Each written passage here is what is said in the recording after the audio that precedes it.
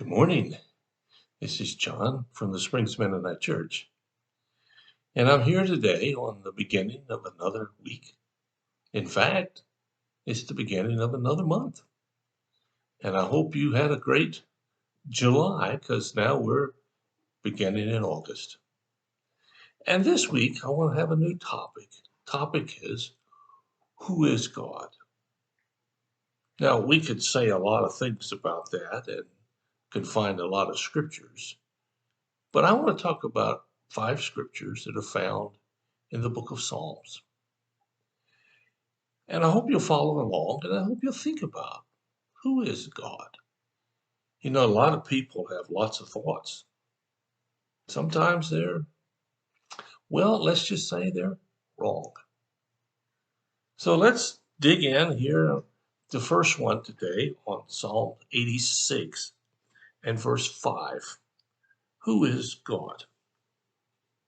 O Lord, you are so good, so ready to forgive, so full of unfailing love to all who ask for your help.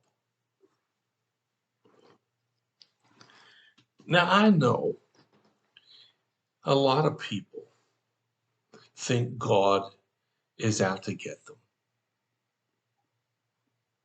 Maybe you are. I hope you're not. Because the God of the Bible is not someone who's out to get us, who's waiting for us to make a mistake so he can zap us and set us straight. No, the God of the Bible is a very different person. I'll use the word person even though he's not human. And this passage is so important to start off thinking about God. First off, it says, "Oh Lord, you are so good." What does the word good mean to you? Well, let's look at it what it doesn't mean. We'll look at the opposite first. It doesn't mean bad. It doesn't mean angry. It doesn't mean forcing his way. It doesn't mean bullying. It doesn't mean having situational love, meaning if you do this, I love you. If you do that, I don't love you. God is good. He wants the best. He wants your life to be filled with joy and goodness. Now, granted, because we live in a sinful world, that doesn't happen all the time. In fact, I don't know anybody who never had something bad that didn't happen to them.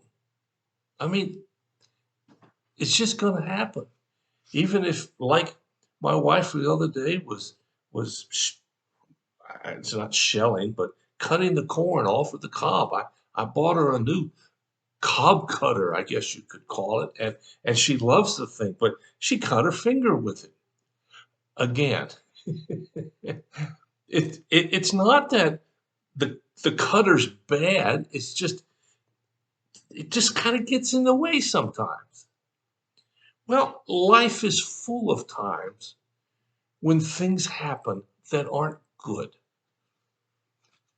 Now, once we get out of this world and into the forever world, well, that would be different. But right now, we're really kind of stuck right here. You and I, well, we don't have any choices. It's either here or there is no or. It's just here. And here it says, Lord, you are so good. Even when we don't deserve it, he's good. Even when we ignore him, he's still good waiting. It goes on to say, you are so ready to forgive. Here's the difference between you and me and God.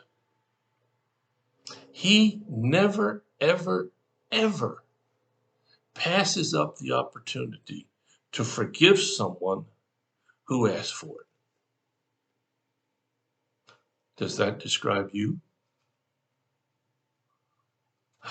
I've heard people say so many times, I'll never forgive them for whatever.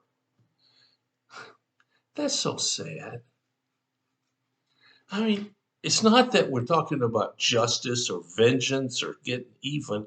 We're talking about someone who won't let something go. And in the process, it eats that person up. Unforgiveness will kill you. It'll do all kinds of physiological things to you. Blood pressure, heart problems, gout, if that's your problem. I mean, unforgiveness is awful. And it says here that God is so ready to forgive. We ought to be like God. It would be better for us. I know a lot of people think they can't have any fun if they become a Christian or they follow God. All he's going to do is give rules. Well, you think the world doesn't give you rules? I mean, if the world says if you don't have a lot of money, you're not worth much, isn't that a pretty big rule? Well, it says here that God is ready to forgive. And it says he's so full of unfailing to love all who ask for his help. Are you someone who will drop anything, anytime to help someone else, particularly someone that you don't like? Well, it's not that God doesn't like us. It's just he'll help all of us who rebel against him. The crazy thing about God is that no matter how many times you turn your back on him, he's still waiting for that one time when you don't. He's still hoping that you will turn and become the man or the woman that he made you. Well, who is God? Who do you think he is? How does your life reflect who you think God is? I'd invite you to think about that today. Wherever you are, you can do better. You can even change totally. Why? Well, it's just right here. Because God is so ready to forgive, and he's so full of unfailing love to all who ask for help. That's you and me. No exceptions. Well, you think about that. If you have a need or a prayer concern, let us know. We'll do whatever we can as fast as we can to help meet your need. I'll be back tomorrow with another passage about who God is. Take care. I'll see you again.